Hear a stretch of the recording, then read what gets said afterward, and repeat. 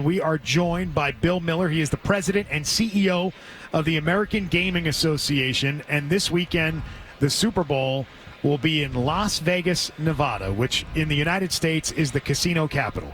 It is the gambling capital of this country. And as Zoe was just talking with Rod Woodson about a few minutes ago, Bill, that was taboo not too long ago. Oh.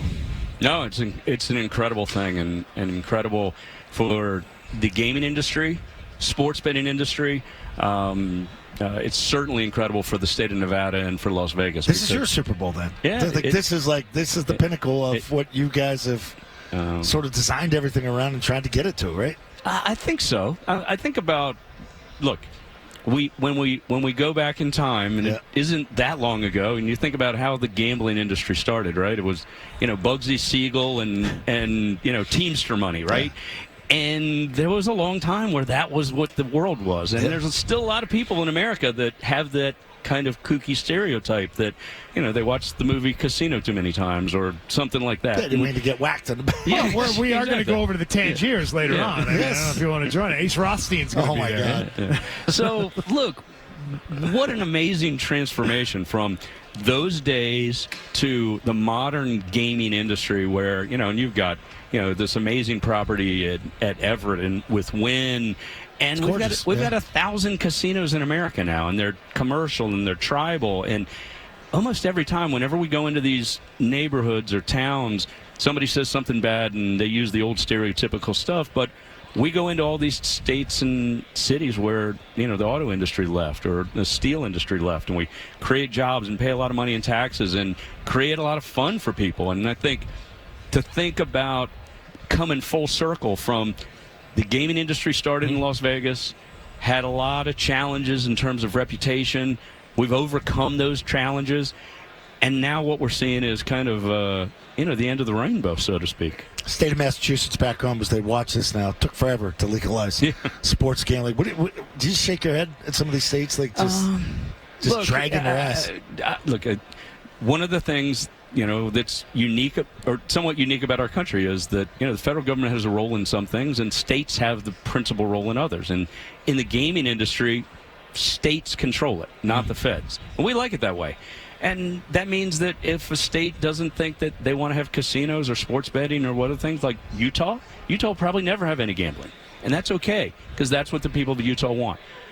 The people in Massachusetts wanted sports betting. We sure did. The politicians were a little bit slower to get to that place. And as we were talking earlier, I did what I could to be helpful there. And I think that at the end of the day, we got it over the finish line. And I think that's been good for the people of Massachusetts. It's as you guys know better than me, a rabid sports fan area. I think about when Rhode Island was the only state in New England that had legal sports betting. They got all the action. And it was a year that the... Little tiny Rhode Island. Yeah, tiny Rhode Island. It's like a postage stamp down there, and they had it.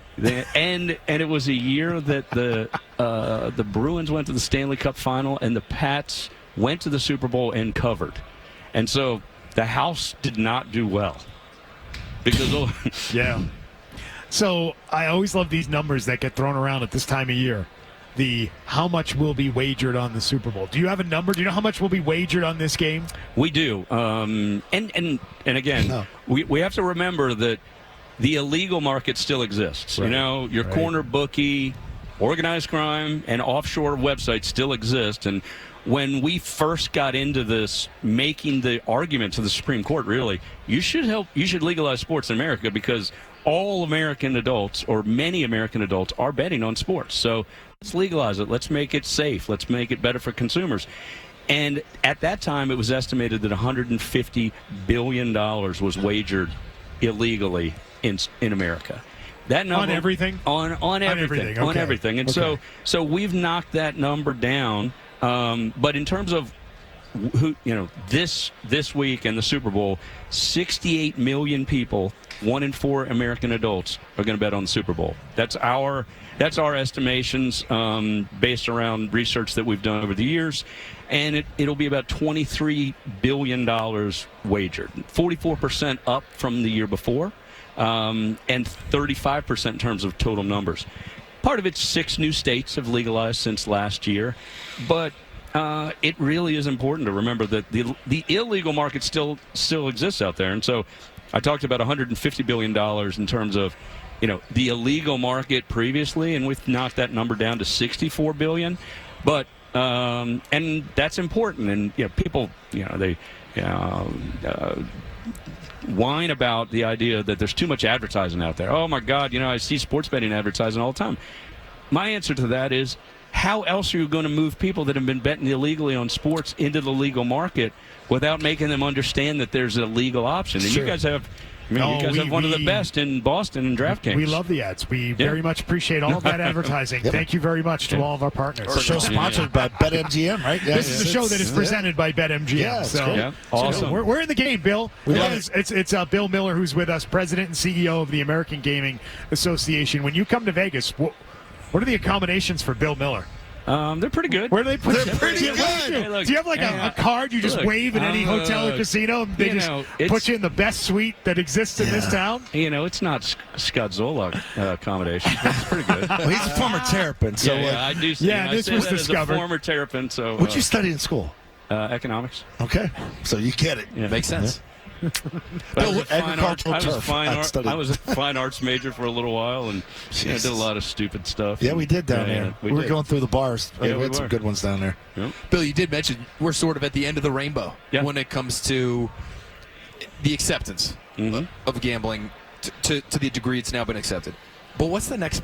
Where's the next battle? Where could this thing maybe even get to next? How about especially in terms of the NFL's embracing of it? Are we going to see locations at NFL stadiums for people to, pull a slot machine or kiosks or something, or things of that nature? Where can this go from here?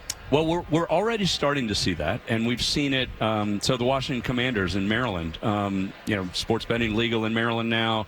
There is a Fanatic sportsbook in the Commander Stadium. Interesting. And so, and then at Capital One Arena in Washington D.C., there's a Caesar sportsbook in where the Wizards and the Caps play. And so I think that is probably the next step, because look, at the end of the day, the gaming industry, we're in the travel, leisure, and entertainment business, right? So we're good at technology, we're good at entertainment, we're good at food and bev. We're here in Las Vegas. You can go to restaurants with the best chefs in the world here, the best acts in the world here. And now Las Vegas has got the best sports in the world here. And so I think about what's next is, further integration in terms of, sports as they have gotten more comfortable. I think the NFL, appropriately, because they are the biggest of all the leagues, they were probably the slowest to understand and appreciate the value. I think they understood there was a lot of financial value in terms of what's the next broadcasting contract look like. Okay, well, in a non-competitive football game, when there's still people that are watching the game because because of an individual player statistic or rushing stats or number of interceptions, all of these things are things that now keep viewers on live games longer than if it's a blowout. And so I think about what's next, and it's part of what's now. And it is, you could never have enough really smart guys working in the back office of sports books saying, all right, so it's the first quarter just ended, 3 field goals kicked, total number of field goal kicks we think over under is 6, but now 3 have been kicked in the first quarter. We need to adjust that. No human can do that. You need AI, you need big data, you need machines. And so the ability in a game like football that moves quickly, rushing statistics, number of tackles for loss, interceptions, all these things to change the odds during a game, which is one of the things that's becoming really exciting for the sports fan. That's next. And that only happens because of the technology and the advancements in AI and predictive machine learning. So Sam Rothstein doesn't do it. Okay.